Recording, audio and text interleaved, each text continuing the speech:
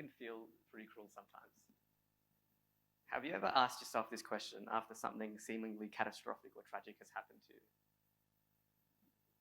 What is happening? Why is this happening to me? And what did I do to deserve this? You see, I wasn't born with a disability. But this question was lingering in the back of my mind, simmering, marinating, and I deliberately chose to ignore it in the name of positive thinking. But it was waiting to consume me.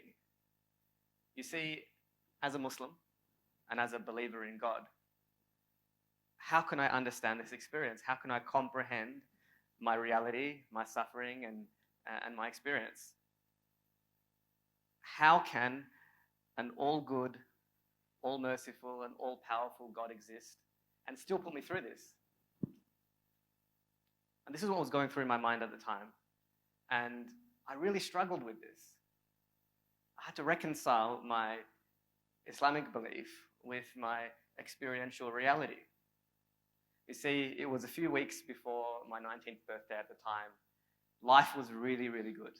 I was healthy, I was happy, my family was wonderful. I was at university at the time, and we just opened my father's first medical practice. And although we came from a migrant background, we were doing really, really well, and I was really grateful for that. I never had to think about what the future would hold. I just had to wait to experience it. And then I woke up. I literally woke up 2 weeks later out of a coma. I was involved in a pretty brutal car accident. My car was absolutely obliterated. It looked like something out of those advertisements you see on TV of those safety crash tests. Except this time, I was the dummy and my airbag didn't open up. So I immediately suffered 2 major injuries amongst many other life-threatening injuries. My ribs immediately collapsed into my lungs, causing a gush of blood into my lungs. Now, I had a handful of minutes before I'd potentially take my last breath and then hope to hold my breath whilst the paramedics come and relieve me. And then, of course, I also suffered a burst fracture in my thoracic spine, causing paraplegia or traumatic spinal cord injury. But at the time, that was inconsequential. The most important thing at the time was that my heart keeps beating and my lungs keep breathing, irrespective of what the future would look like. Now, thankfully, the paramedics got there in time and I gasped for breath. I was resuscitated. I was airlifted to the Alfred. It was my first helicopter ride and I don't remember any of it. And so I woke up. I woke up in ICU and I woke up in a body that was resuscitated, but a lot of it was broken. It was sort of unrecognizable for myself. I was alive, but a lot of me was dead. And so I had to learn day by day how this would impact me in the short term and in the long term, in terms of my medical health, my physical health, and also my social well-being. And so I came to experience that firsthand. And in doing so, it was quite confronting. Why is this happening to me? Is this it? I've got one life on this earth, and is this it? Is this all that it's going to be?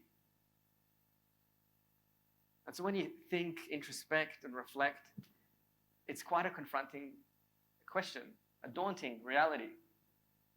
And so I know there's different ways to comprehend this, and one particular contention really caught my attention.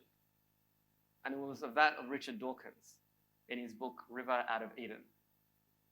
And his contention is basically this, that life, our experience, your experience, our pain, our suffering, is all fundamentally and necessarily meaningless. The universe is just the fluctuation of energy, electrons, genes, memes, really memes, and meaningless good fortune, meaningless tragedy, a blind universe, no reason, no purpose, no creator, no designer. And so, what a hopeless reality. And so, of course, somebody who has endured pain and suffering and tragedy, this, of course, wasn't very helpful for me. And so I still thought, how do I understand this? I believe in this God, this merciful, good, all-powerful God. And how can I understand my reality? And so the voice of reason in the back of my mind was saying to me, well, you know, there's people in worse conditions than you. And then I thought to myself, hey, is that supposed to be comforting? Or is that actually more distressing? So suffice to say, I've improved and I've recovered quite a lot. And a lot of my recovery can be attributed to things that have been out of my control. A lot of good things have happened to me that I can't take credit for. And so I started to question, and I asked myself, why is this happening? And in doing so, naturally, you can sort of question the divine. Yeah? You can question the existence of God. And from a philosophical point of view, it evokes the natural or the common dilemma in the philosophy of religion called the problem of evil and suffering. And it goes something like this. Yeah? It is unbelievable or highly unlikely that a good, merciful, all-powerful being exists with all the evil and gratuitous suffering in the world. Now, to unpack this a little bit more, basically the contention is, if God is all good and all merciful, well then he shouldn't permit evil or suffering. And if he's all powerful, then he has the ability to stop it. But because there is evil, maybe he isn't merciful or good. And because he hasn't stopped it, maybe he isn't all powerful either. And maybe he doesn't exist. So let me walk you through. I mean, walking's probably overrated anyway. But let me walk you through how I understood this. And so I went and I looked into the Islamic intellectual tradition. And I found that the Islamic intellectual tradition postulated answers to this supposed dilemma. Philosophical answers, emotional answers, spiritual answers, and existential answers. And so I immediately understood that there's two underlying daring assumptions to this argument. And the first one is God only good or merciful and all-powerful? And the second daring assumption is, God has not given us any good reasons as to why he has permitted evil and suffering in the first place. And I really had to interrogate these assumptions, because if these assumptions aren't true, well then the conclusion doesn't follow. So let's unpack the first one. Is God only good, merciful, and only all-powerful? Looking into the Islamic theological tradition, the Islamic tradition doesn't abstract certain or individual gods' names and attributes outside of others. What the Islamic tradition does, it looks at all the attributes of God and all the characteristics of God through the lens of his oneness. And so, looking into the Islamic theology, we can quickly understand that God is also the all-wise, al-Hakim, and the all-knowing, al-Alim. Now, if he is all-wise and he's all-knowing, there must be wisdom. And if there's wisdom, there must be a reason. And so our task is to comprehend that reason. But then the common response is, I can't see that wisdom. I can't see that reason. I can't appreciate why this is happening to me. Now, of course, that's a logical fallacy. It's an argument of ignorance. Just because you can't see something doesn't mean it doesn't exist. And further to this, that as human beings, we'll always have the pixel, and God will always have the picture, in the sense that we have a very restricted view of reality. And so we're talking about the divine here, and by definition, the divine has the totality of knowledge. So from that perspective, that unpacked that first assumption. Now, the second assumption is that has God given us any good reasons as to why he's permitted evil and suffering in the world? Now, looking into the Islamic tradition, I can immediately understand that the purpose of my existence is to worship God. And in worship entails doing such through hardship, through suffering. And if I were to respond in a productive capacity that is pleasing to God, then that's worship. And therefore, it brings me closer to the divine. And then, of course, the second argument is that we have free will. God has given us free will. And so this doesn't explain evil in totality, but it does explain personal evil. God has given us a choice to differentiate between good and bad.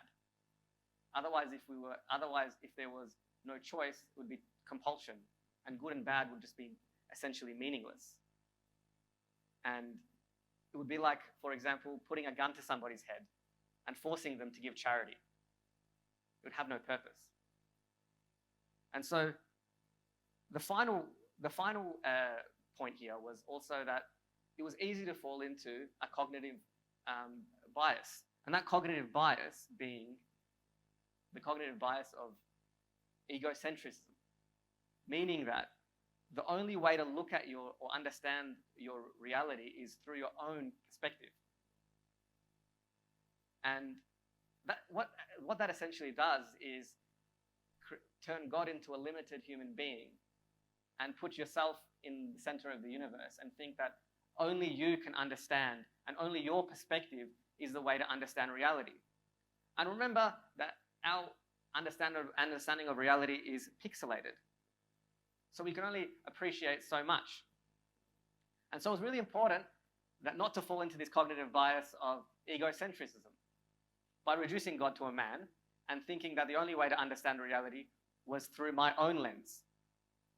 And so there was more. There was something I wasn't seeing.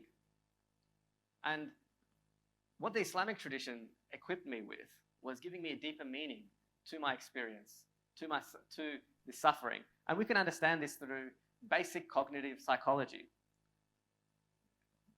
Basic cognitive psychology informs us and allows us to change the meaning of our experience by attaching it to certain purposes.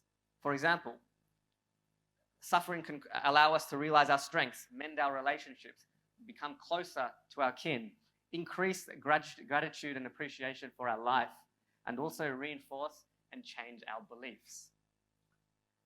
And so through this, we can realize other possibilities that would otherwise have been closed off to us. And so, in many ways, what Islam has allowed and equipped me is to have a greater appreciation of my existence, my purpose, why certain things are happening and why I'm undergoing certain experiences, and really fundamentally understand what my experience means. And so let me contrast this with my beliefs. Contrast this from my beliefs to a more mechanistic way of looking at the world. Evil and suffering, or your pain and suffering, is something that will be rewarded. It exists to test you, test how you would respond to it and react to it, to elevate and facilitate a higher spiritual state by bringing you closer to the divine.